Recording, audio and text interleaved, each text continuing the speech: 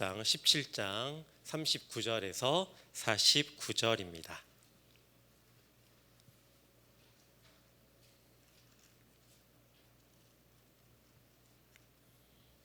교독해서 읽겠습니다. 다윗이 칼을 군복 위에 차고는 익숙하지 못함으로 시험적으로 걸어보다가 사울에게 말하되 익숙하지 못하니 이것을 입고 가지 못하겠나이다 하고 곧 벗고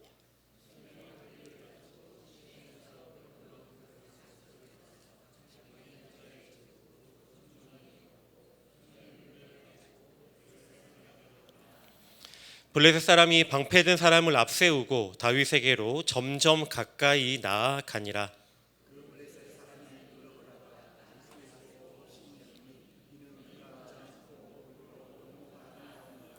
블레셋 사람이 다윗에게 이르되 내가 나를 개로 여기고 막대기를 가지고 내게 나아왔느냐 하고 그의 신들의 이름으로 다윗을 저주하고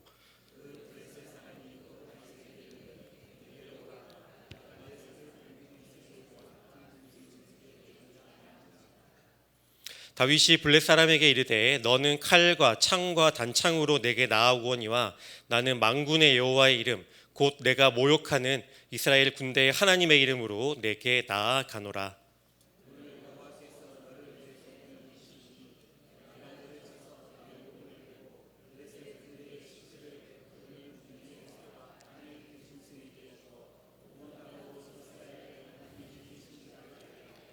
또 여호와의 구원하심이 칼과 창에 있지 아니함을 우리 무리에게 알게 하리라. 전쟁은 여호와께 속한 것인즉 그가 너희를 우리 손에 넘기시리라.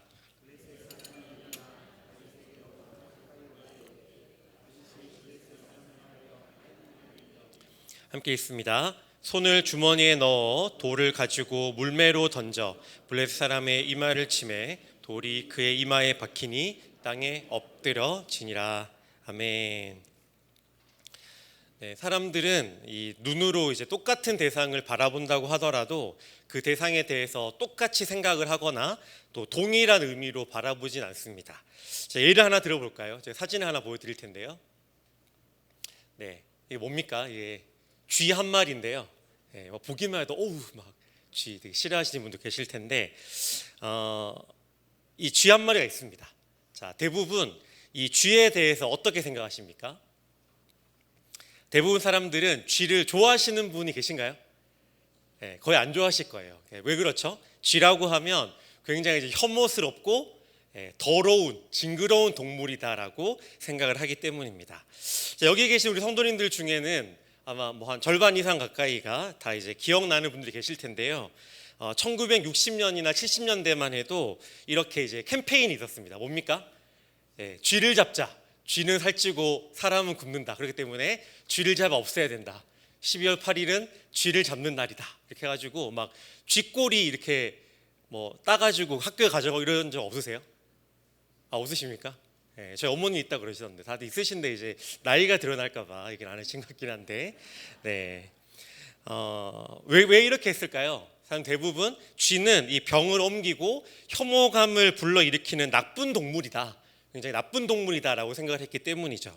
자, 사람들 대부분은 이 쥐는 보는 즉시 잡아 죽이거나 잡아 없애야 하는 존재다라고 생각을 했었는데요. 자, 그런데 어떤 사람은 그렇게 생각하지 않았습니다. 어떤 사람은 쥐를 보고 어떻게 생각했을까요? 이 쥐를 보통은 다 대부분 혐오스럽고 막 싫어하지만 어떤 사람은 이 미국에 있는 디즈니라고 하는 사람은 이 쥐를 굉장히 아주 귀엽고 친근한 존재라고 보고 지금 보시는 것처럼 너무나 잘 아시는 전 세계 사람들이 다 좋아하고 사랑하는 이렇게 귀여운 미키마우스와 같은 캐릭터를 생각해내기도 했습니다.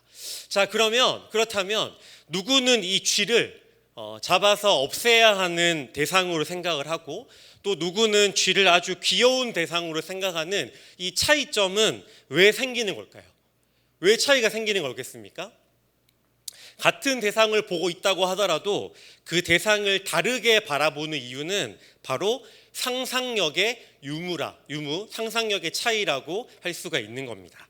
이 상상력을 가지고 있느냐, 상상력을 가지고 있지 못하느냐에 따라서 누구는 이 쥐의 위험성만 보게 되고 또 누구는 쥐의 가능성을 보게 되는 것이죠.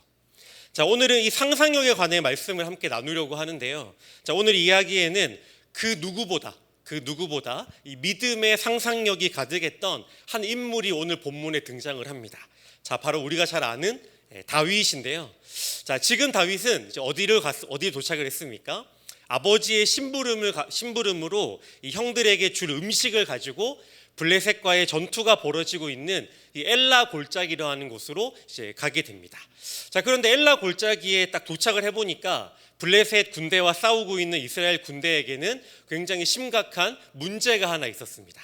자, 어떤 문제였을까요? 지금 보시는 것처럼 블레셋 군대에는 이 골리앗이라고 하는 몸집도 엄청나게 크고 싸움도 굉장히 잘하는 일당백을 해내는 굉장히 뛰어난 장수가 있었기 때문이죠. 자, 정확히 나와 있지는 않지만 대략적으로 이 골리앗의 키는 약 2.1m 정도가 되었다고 합니다. 자, 골리앗이 또 마치 짝대기처럼 그 마음껏 휘두르고 있는 이 창은 몇 킬로였을까요? 11kg나 될 정도로 11kg나 되는 창을 그냥 막대기 휘두를 정도로 굉장히 힘이 셌던 사람이죠. 지금 사진을 띄워드릴 텐데요. 아마 이랬을 겁니다.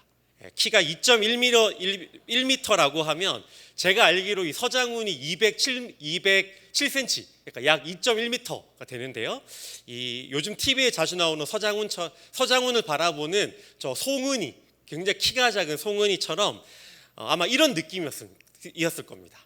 그 당시 사람들은 우리보다 확실히 키도 작고 몸집도 작았으니까 2.1m, 지금도 큰데 그 당시에 고대 당시에 2.1m라고 하면 골리앗이 굉장히 두렵고 엄청나게 커 보였겠죠.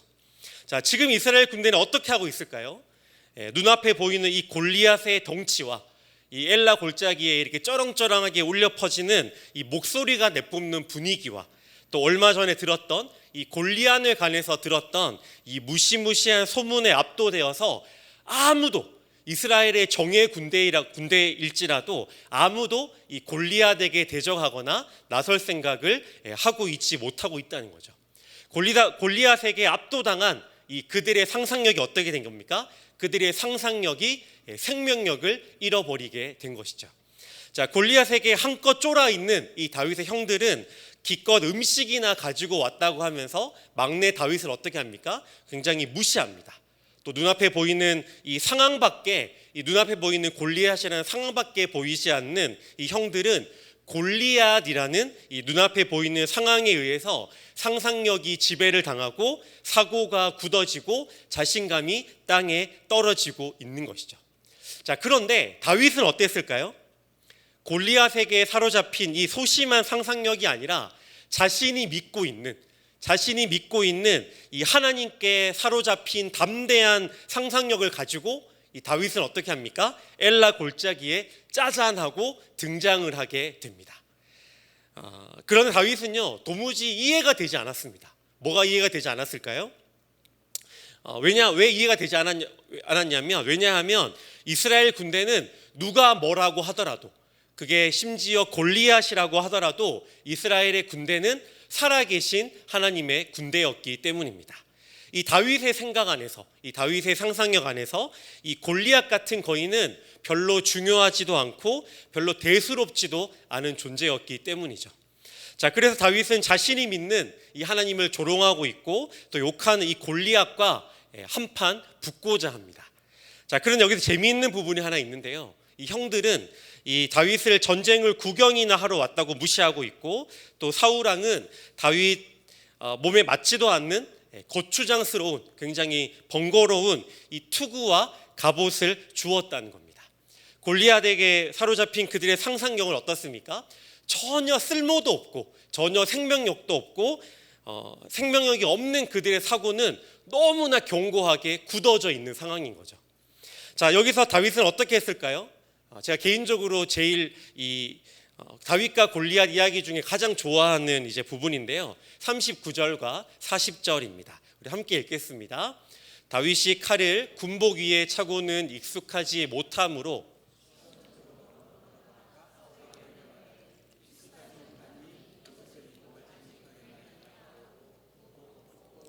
막대기를 가지고 시내에서 매끄러운 돌 5을 골라서 자기 목에 넣고 손에 물매를 가지고 블레셋 사람에게로 나아가니라.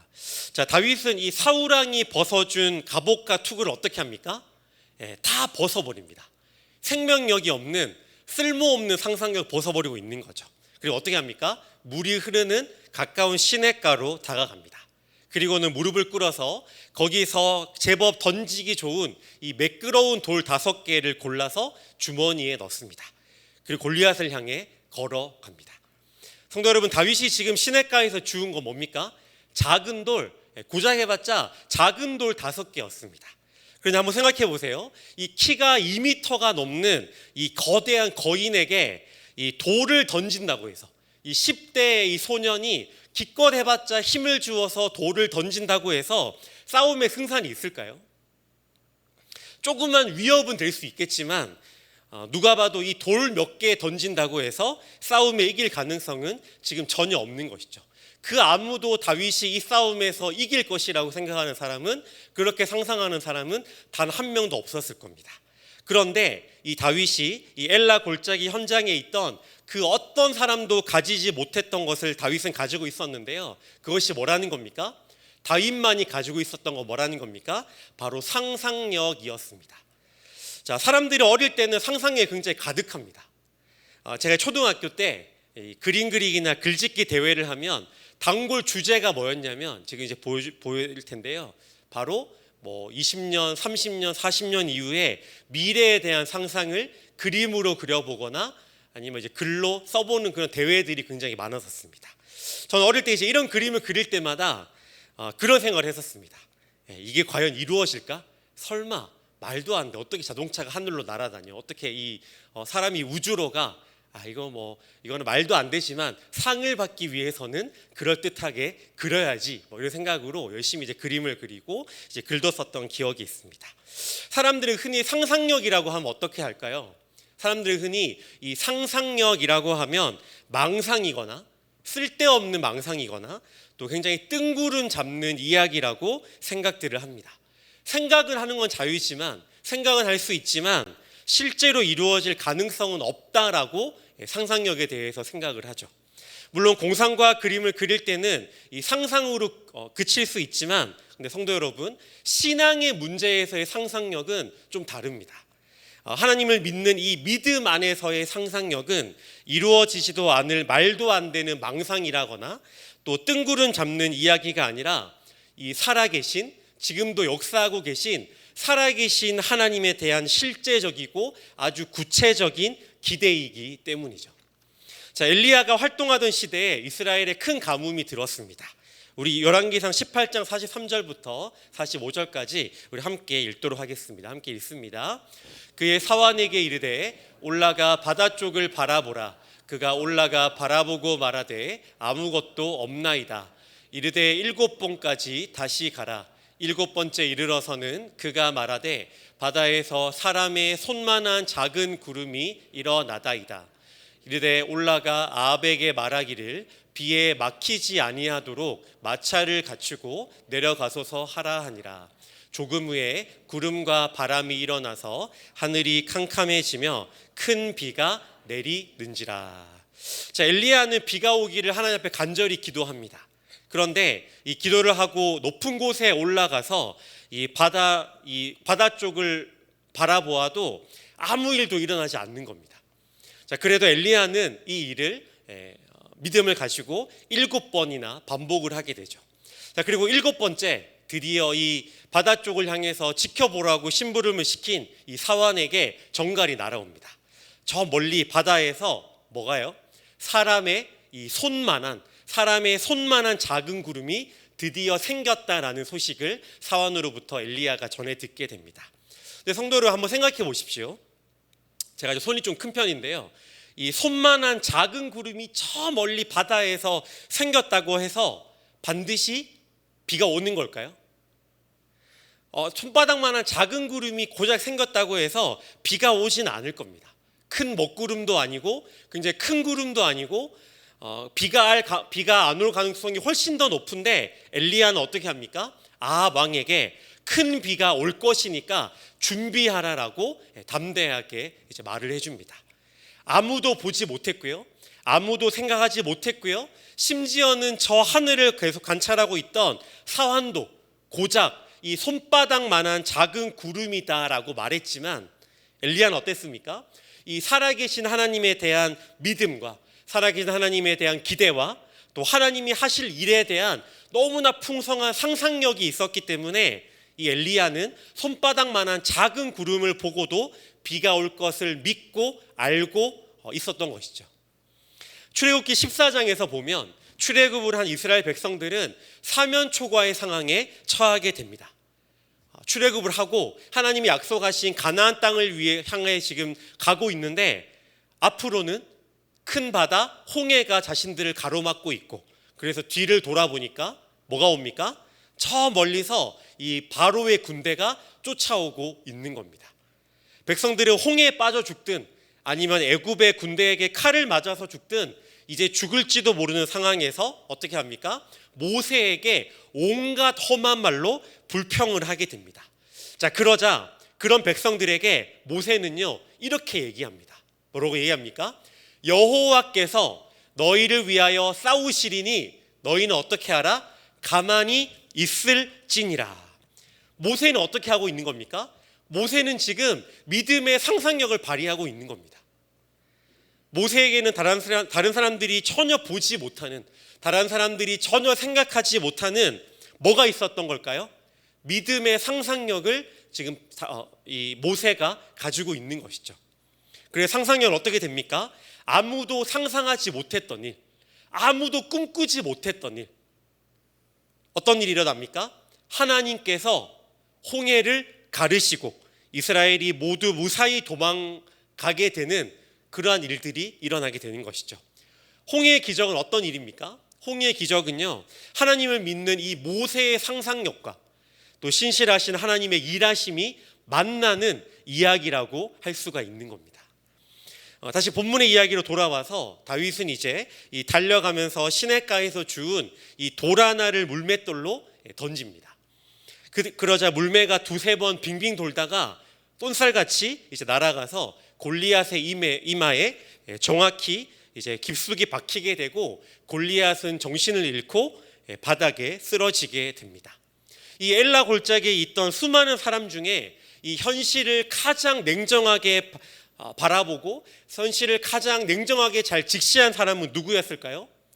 골리앗을 바라보고 벌벌 떨고 있는 이 사울 왕이나 이스라엘의 군대가 아니라 바로 누구입니까?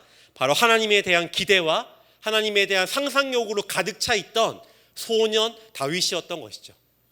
다윗의 믿음이 가진 상상력이 어떻게 된 겁니까? 남들은 보지도 못하고 남들은 듣지도 못하고 생각지도 못한 것을 볼 수 있게 해주었던 마중물이 되었던 것이죠. 성도 여러분, 우리는 믿음에 대해서 자주 이야기하는데요, 믿음은 무엇일까요? 믿음은 이겁니다. 믿음은요, 현실이냐 상상력 간의 싸움인 것이죠. 믿음은요, 현실과 상상력의 싸움인 겁니다. 현실은요, 저는 어떻습니까? 현실은 이런 거예요. 눈앞의 상황을 보니까 하나님이 일 안 하시니까, 하나님이 안 느껴지니까, 하나님이 안 보이니까, 하나님이 안 계시거나 하나님이 아무것도 안 하시거나 나에게 관심이 없는 게 분명해 라고 하는 게 현실이에요. 그런데 하나님에 대한 상상력은 뭡니까? 하나님이 비록 지금 당장 눈에는 보이지 않지만, 눈에는 안 보이지만 이 이후에 저 너머에 하나님이 분명히 살아계시고 하나님이 일하고 계시는구나, 하나님이 열심히 지금 일하고 계시는구나, 나를 위해 하나님이 일하시는구나 하는 것들을 바라보는 게 뭡니까? 바로 상상력이라는 것이죠. 믿음은 뭐라는 겁니까? 바로 현실을 바라보느냐, 아니면 그 가운데 일하시는 하나님을 바라보며 최대한 상상력을 동원하느냐, 이것의 싸움이 바로 믿음이라는 겁니다. 제가 이제 예전에 이 선교 보고 예배 때 그 이집트 단기 선교를 갔다 와서 이제 오후 예배 때 선교 보고 예배 때 한번 말씀드린 적이 있는데요. 작년 11월 달에 저는 이제 이집트 단기 선교를 갔다 왔습니다. 이제 교회에서 팀을 꾸려서 12명이 갔다 왔는데요. 그곳에 가보니까 이 내전으로 인해서 남수단, 그 이집트 밑에는 남수단이라는 나라가 있는데요. 이 남수단에서 피난 온 피난민들이 같이 사는 곳이, 그런 공동체가 있었습니다. 전쟁으로 인해서 이 다른 나라로, 이집트로 피난을 왔으니까 어땠을까요? 사는 환경이 너무너무 열악하더라고요. 지내는 곳이 너무 지저분하고요. 아이들도 굉장히 많았는데 사는 곳이 굉장히 지저분하고 위생 상태는 말할 것도 없고 굉장히 위험했었습니다. 전쟁으로 인해서 혼란스러운 자기 나라로 돌아갈 수도 없고, 또 계속해서 이 이집트에 계속 살 수도 없고, 답이 안 나오는, 정말 너무나 답이 안 나오는 답답한 상황이었죠. 자, 지금 사진 하나 보여드릴 텐데요. 지금 보시는 사진이 바로 이 남수단 난민들이 이제 함께 모여서 예배도 드리고 또 수업도 듣고 또 함께 살아가는 이 공간입니다. 저는 거기서 이제 우리 팀원들과 함께 굉장히 짧은 시간이었지만 이 아이들을 만나면서 상상을 해보았습니다. 자, 지금 보이는 아이들이 있는데요. 이게 이제 저희 팀에서 그 어떤 집사님이 한국 무용을 하시는데 굉장히 재미있고 신기하다는 표정으로 이제 그 바라보고 있는 아이들의 눈을 찍은 겁니다. 자, 지금 이제 아이들이 보이는데요. 이 아이들에게서 무엇이 보이십니까? 딱 보면은 이제 피부가 까맣기 때문에 이 하얀 눈동자와 하얀 이제 치아가 되게 선명하게 딱 드러나기도 하는데요. 무엇이 보이십니까? 비록 지금은 다른 나라에서 굉장히 힘들고 답이 없게 살아가고 있지만 저는요, 저기 가서 저 아이들을 보고 사진을 찍고 좀 짧은 시간이었지만 함께 교제를 나누면서 지금 보이는 이 아이들의 굉장히 초롱초롱하고 생기 있는 눈에서 희망을 보게 되었습니다. 지금 보기에도 아이들 눈이 어떤가요? 굉장히 생기가 있고 막 총기가 있죠. 정말 눈이 반짝반짝 빛나요. 정말 눈에서 빛나는구나 하는 걸 처음 전에 봤었는데요. 그리고 하나님이 또 이런 생각을 해봤습니다. 하나님이 이 아이들을 통해서 어떻게 일하실까? 지금은 비록 답이 나오지 않고, 지금은 비록 현실에 답이 없고 너무나 깝깝하지만 상상력을 동원하면, 하나님이 일하실 것에 대해서 믿음을 가져본다면 하나님이 지금 초롱초롱한 눈망울을 가지고 있는 이 아이들을 통해서 하나님이 일하시겠구나. 현실은 답이 없지만 내가 이 현실만 보는 것이 아니라 믿음의 상상력을 동원해서 하나님이 일하실 것들을 내가 바라보아야겠구나라는 생각들을 하게 되었습니다. 제가 이제 전혀 가능성이 없는 이 뜬구름 잡는 희망을 가지게 된 걸까요? 절대 아닙니다. 하나님을 믿는 우리가 어떤 상황에서도 가져야 하고 또 보고 또 가져야 하는 게 무엇이냐면, 지금 상황이 어떻고 지금 현실이 어떻고 지금 현실이 어떤지보다 내가 믿는 살아계신 하나님의 일하심에 대한 이 기대감과 설레임으로 그분에 대해서 믿음과 상상력을 가지는 것이기 때문입니다. 성도 여러분, 우리 신앙에 상상력이 없으면요, 우리 신앙의 상상력을 빼버리면요, 우리가 믿는 이 기독교는 생명력도 없고 굉장히 빈약한 기독교가 되기 쉽습니다.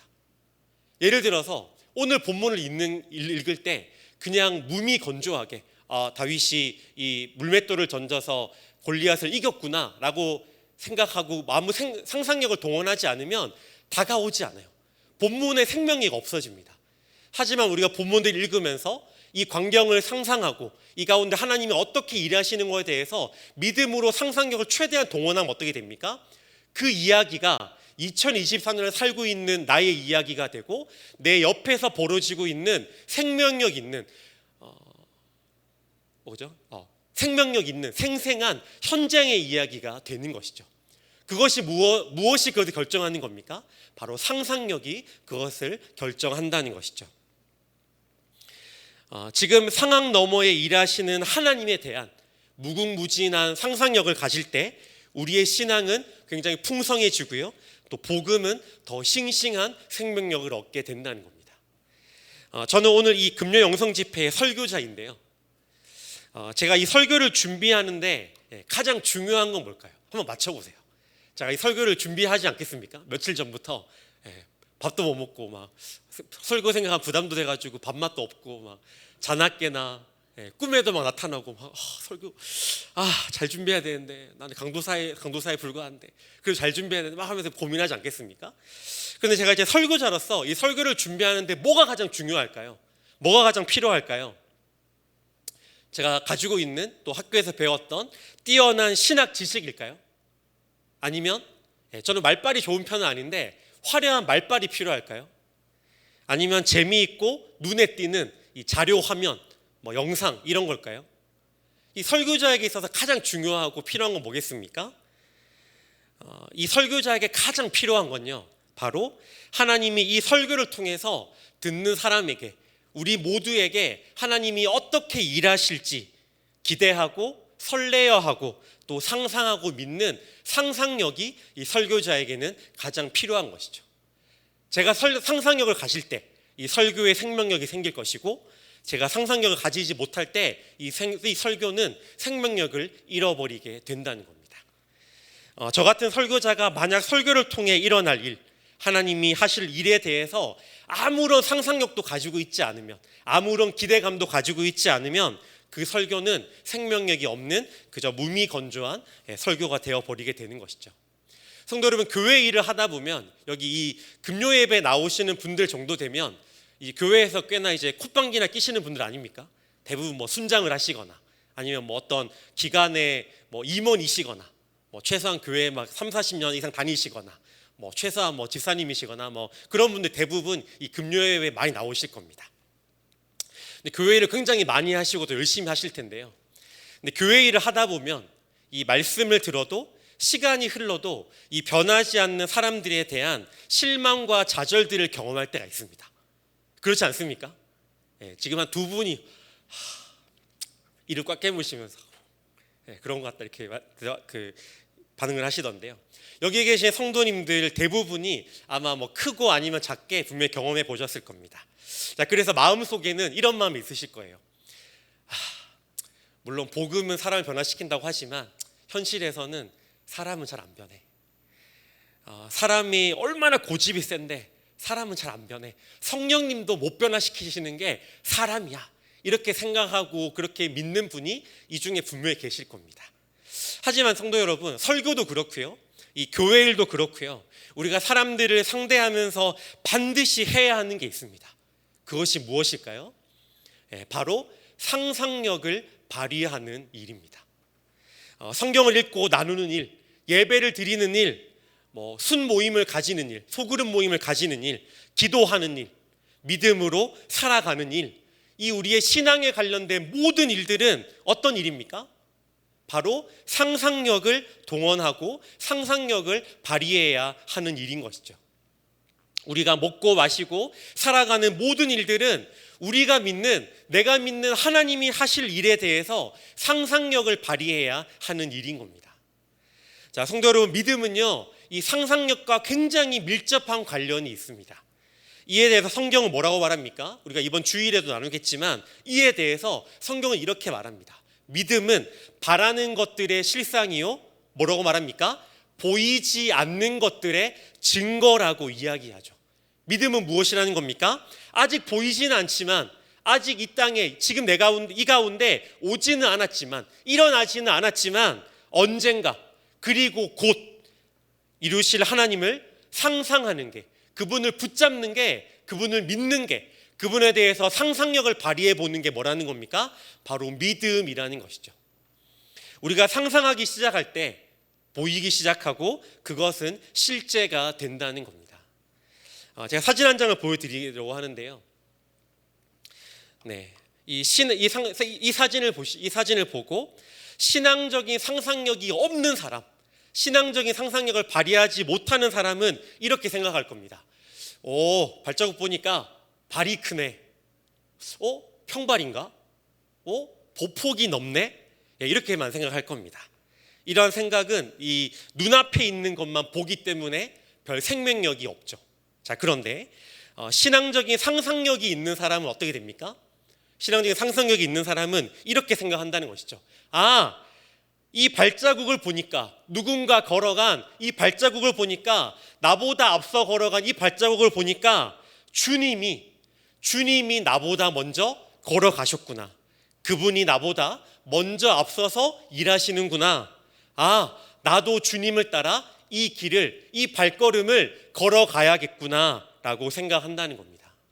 성도 여러분, 이 상상력은요, 그냥 무작정 되지도 않는 일을 될 거야 이렇게 막 긍정의 힘처럼 될 것이라고 믿습니다 라고 하는 헛된 꿈을 말하는 게 아닙니다.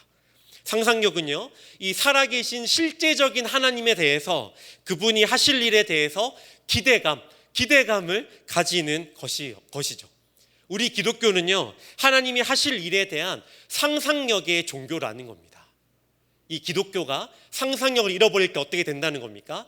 복음이 가진 생명력을 잃어버리게 된다는 것이죠.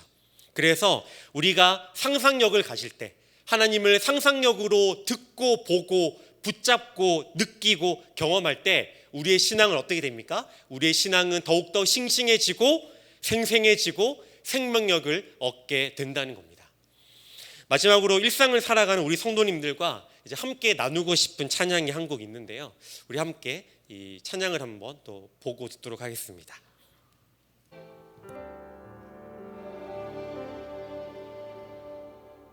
시를 쓰고 노래를 부르며 사소한 순간에 담긴 언어를 느끼고 조금만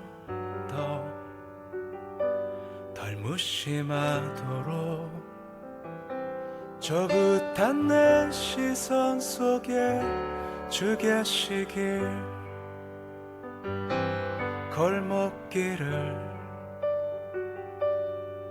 돌아 나가다 그 작은 행복을 다시 만나게 될 때는 조금만 더 감사하도록 우둔한 내 시간 속에 주 계시길 만나고 헤어지는 떠나고 돌아오는 그 수많은 오름과 내림들 속에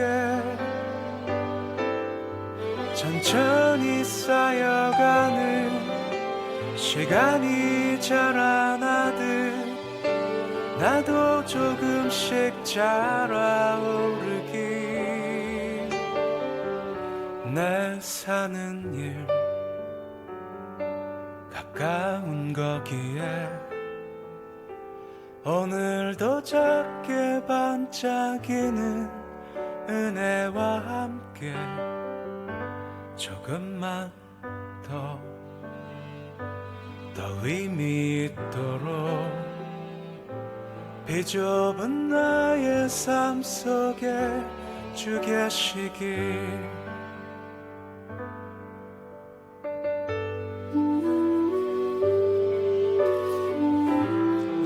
끊어주시면 되겠습니다. 네. 자, 가사는 이 찬양의 가사는 이렇습니다. 띄워주시겠습니까? 네.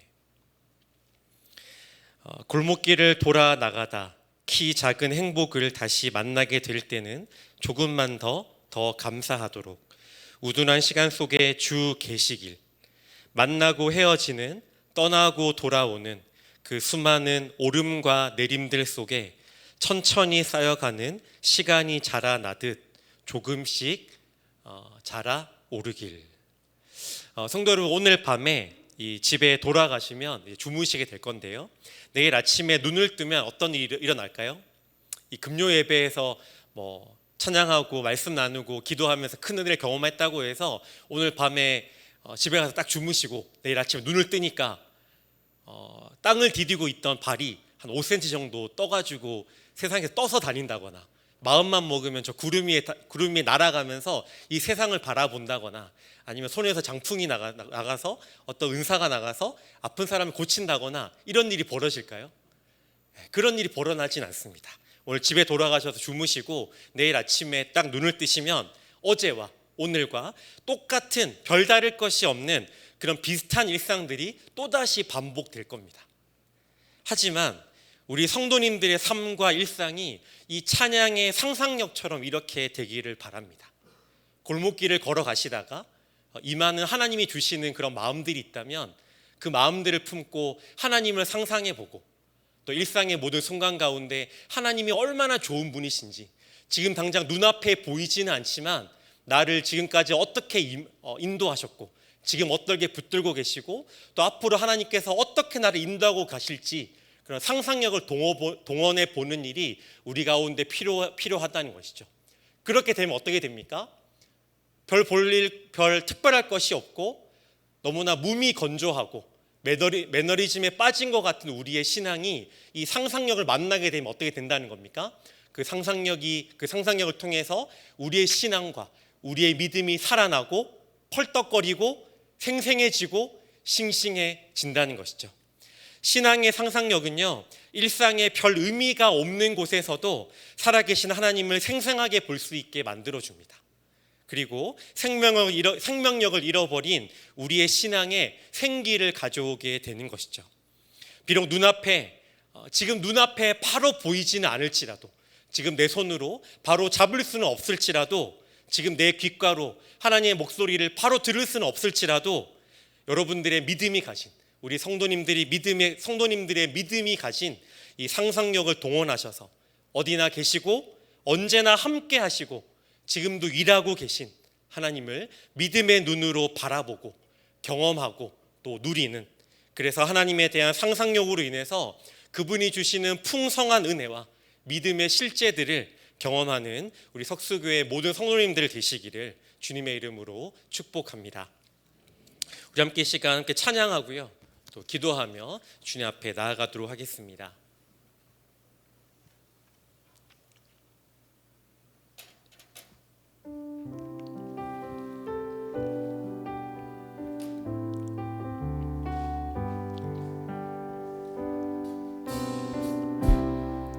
모든 상황 속에서 주를 찬양할지라.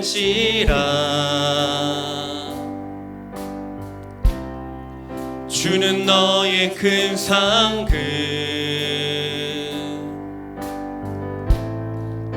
큰 도움이시라.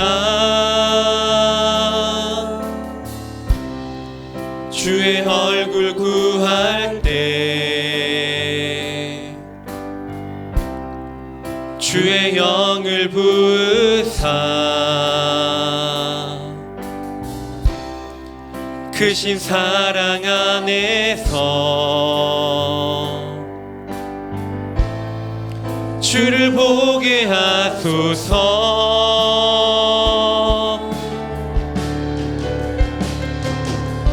내 영혼이 확정되어 싸우니 믿음에 눈들어 주를 바라봅니다.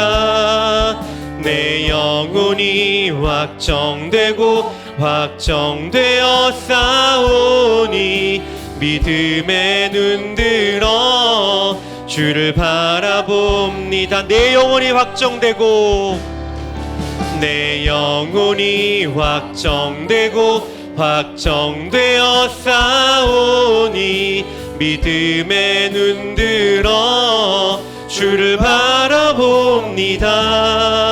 내 영혼이 확정되어 싸우니 믿음에 눈들어 주를 바라봅니다. 한 번 더.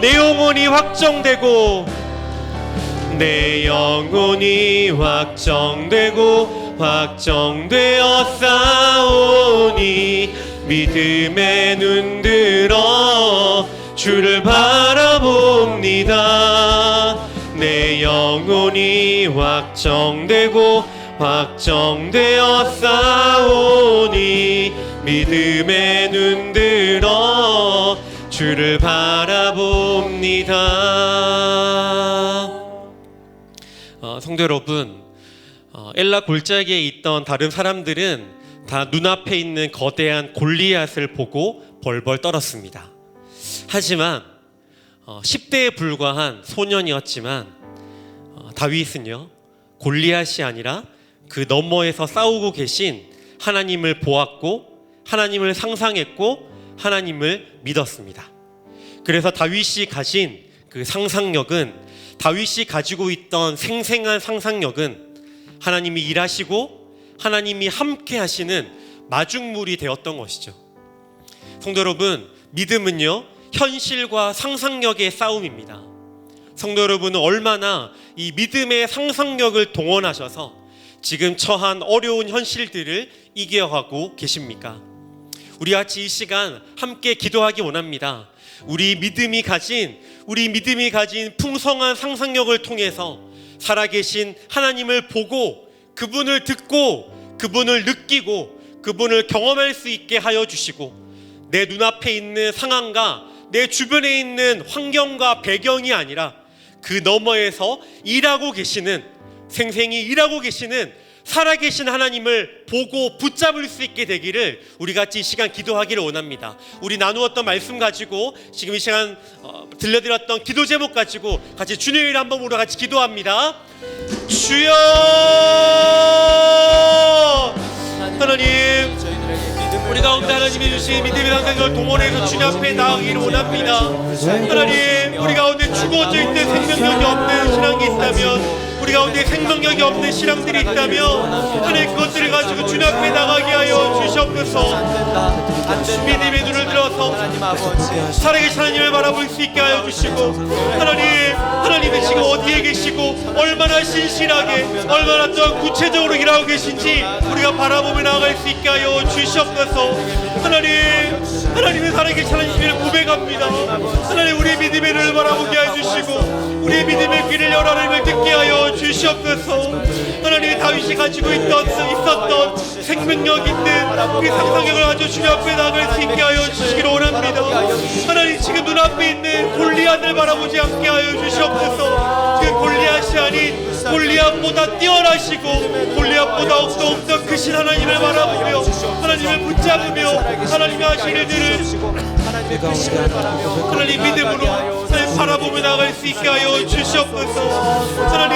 하나님의 하신 일들을 바라보기를 원합니다.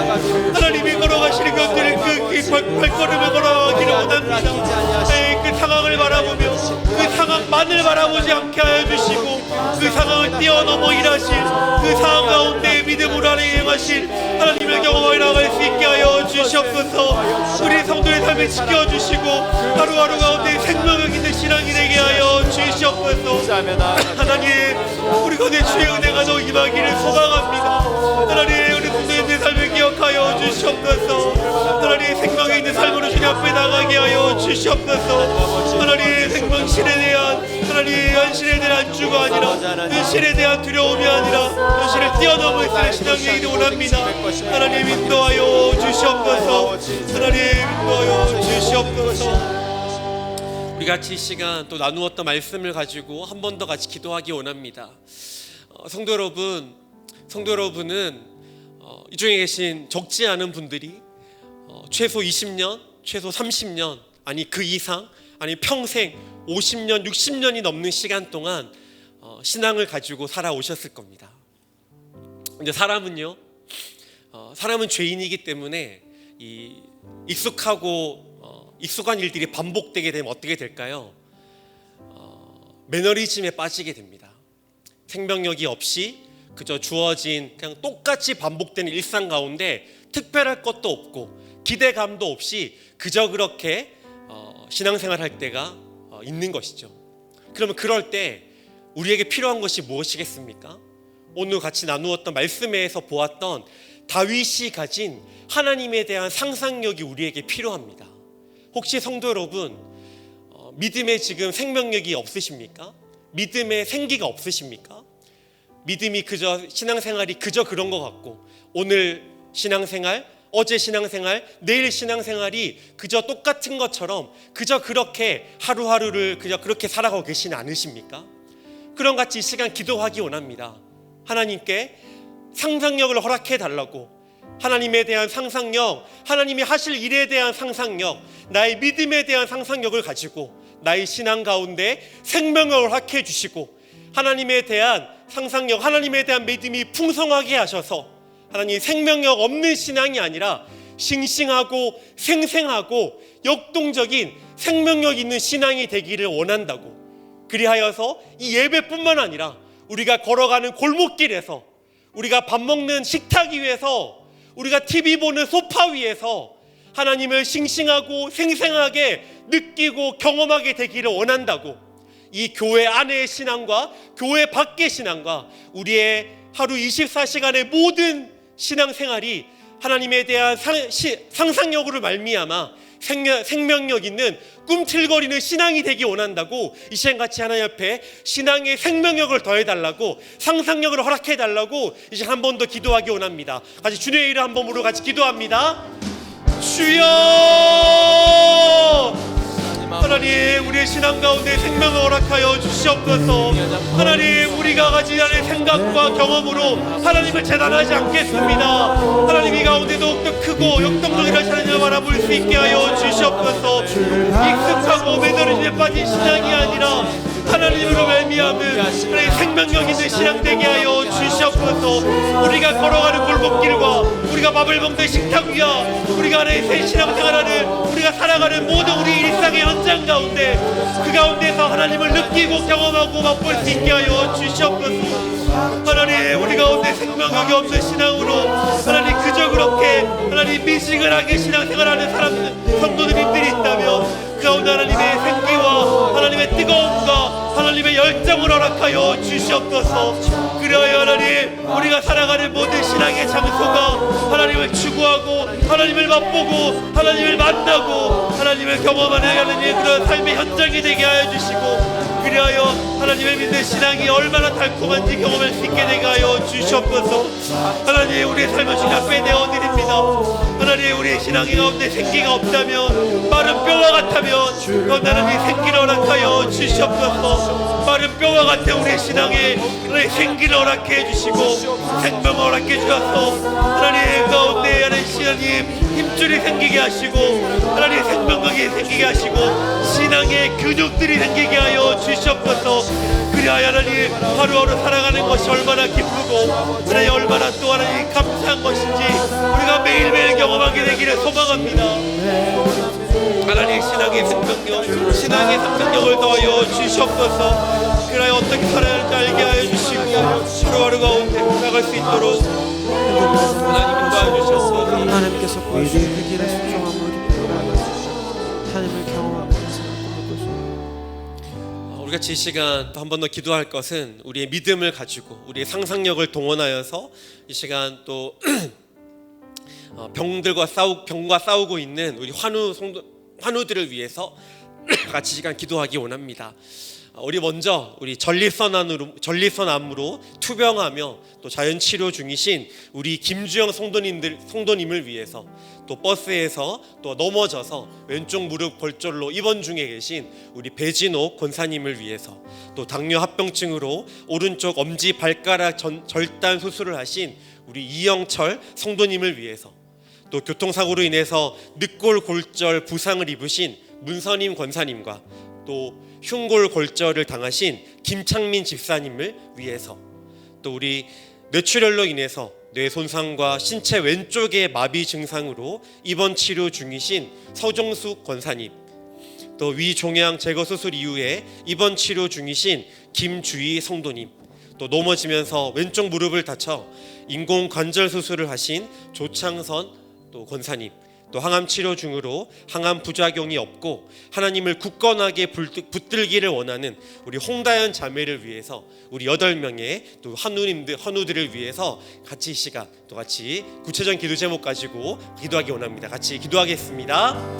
하나님 우리 성도님들 기도합니다. 병마와 싸우고 있는 우리 성도님들 가운데 하나님의 만지심과 하나님의 치유하심이 있게 하여 주시옵소서. 하나님 하나님 입원 치료 중이신 많은 성도님들 가운데 입원의 병상 가운데서 하나님 믿음으로 하나님을 붙들고 바라볼 수 있게 하여 주시고, 하나님 그로 하나님 말미암은 믿음의 싸움을 싸워 나갈 때 어려움이 없게 하시고 하나님 신앙의 성장이 있게 하여 주시고 치유하시는 하나님 살아계시는 하나님, 일하시는 하나님을 붙들며 신앙의 상상력을 동원하며 기도하며 그 가운데 믿음을 동원, 상상력을 동원하여 하나님을 붙들 수 있게 하여 주시옵소서. 눈앞에 있는 상황만을 바라보지 않기를 원합니다. 하나님 눈앞에 있는 상황이 아니라 그 너머에서 일하고 계시는 살아계신 하나님을 붙들며 나아갈 수 있게 하여 주시고, 그리하여 하나님이 얼마나 실제적인 분이신지, 하나님이 얼마나 우리 가운데 하나님 또한 많은 관심을 가지고 계신지 우리가 믿음으로 바라볼 수 있게 하여 주시옵소서. 하나님 믿음으로 나아갈 수 있게 하여 주시옵소서. 하나님을 붙잡으며 나아갈 수 있는 믿음의 사람들 될 수 있도록 주여 인도하여 주시옵소서. 모든 상황 가운데서 하나님 믿음으로 하나님을 바라보기를 원합니다. 하나님 상황을 바라보지 않게 하여 주시옵소서. 현실을 바라보지 않게 하여 주시옵소서. 상황과 현실을 뛰어넘어서 그 가운데 역사하고 계시는 살아계신 하나님의 일하심을 바라볼 수 있게 되기를 원하오니 가운데 믿음의 허락하여 주시옵소서. 살아계신 하나님, 우리의 믿음을 주님 앞에 내어드립니다. 우리의 상상력으로 주님을 감당하게 하여 주시옵소서. 하나님, 우리 가운데 일하신 하나님을 바라봅니다. 하나님, 주님 역사하여 주시옵소서. 하나님은 살아계신 분이심을 고백하오니 하나님 일하시옵소서. 하나님 인도하여 주시옵소서. 하나님 믿음으로 바라봅니다. 하나님 믿음의 상상력으로 주님을 바라볼 때 가운데 하나님 은혜가 충만할 수 있도록 하나님 일하여 주시옵소서. 하나님 우리 성도님들과 동행하여 주시고 우리 환우님들과 하나님 환우들과 함께하여 주시옵소서. 그 가운데 붙으신 하나님을 굳게 붙들기를 원합니다. 하나님 인도하여 주시옵소서. 하나님 인도하시고 경험하기 나오니 하나님 붙으시는 그 경험하기 소망하기 원하오니 하나님 함께하여 주시옵소서. 하나님 그 너머 일하시는 하나님을 기대합니다. 하나님 그 너머 하나님의 계심을 고백합니다. 하나님 상황을 바라보지 않게 하여 주시옵소서. 상황 이외에 일하시는 하나님을 기대합니다. 하나님 일하여 주시옵소서. 하나님 우리의 생각보다 더 큰 분이시죠. 하나님 우리의 하나님 상상력보다 더 큰 분이심을 고백합니다. 하나님 주님의 은혜가 필요하니 이곳에 주와 함께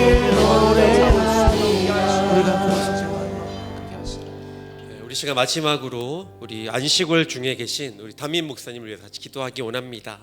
담임 목사님 가운데 하나님께서 영육의 건강과 또 회복의 은혜를 허락하여 주시고 또 담임 목사님께서 또 계획하고 계시는 모든 계획과 또 목양과 또 이 목회의 모든 걸음 가운데 선하신 살아계신 하나님의 구체적인 인도하심을 경험하게 해달라고 우리 담임 목사님을 위해서 또 기도하기를 원합니다. 또 개인적으로 가지고 오신 또 기도 제목이 있으실 텐데 그 기도 제목 하나님께서 들으실지 안 들으실지 모른다 하는 의심으로 기도하는 것이 아니라 살아계신 하나님이 분명 들으시고 내가 기도하고 내가 상상하는 것보다 하나님이 더 크고 구체적으로 일하신다는 신앙의 상상력과 믿음을 가지고 같이 이 시간 기도하기 원합니다. 우리 같이 이 시간 우리 담임 목사님과 가지고 오신 기도 제목 가지고 같이 마지막으로 기도하기 원합니다. 주님의 이름 한번 부르고 같이 기도합니다. 주여 주의 하나님 우리 담임 목사님과 오늘 허락하여 주시옵소서. 오늘 목회와 목양과 사역과 은혜를 더하셔서 지치지 않게 하여 주시고 지친 부분들이 있다면 그 지친 부분들이 하나님의 은혜와 하나님의 함께 하심과 하나님의 붙드심을 의미하마 그 은혜를 경험하고 하나님의 은혜를 맛보며 하나님의 회복을 경험할 수 있게 하여 주시옵소서. 당원당에 오셨는데 그 위에 모든 가정과 한다는 은혜를 더하여 주시고 하나님의 사역을 감당할 수 있는 동력과 동기부여가 은혜를 허락하여 주시옵소서. 하나님의 가운데 하나님 보여주시는 구체적인 믿음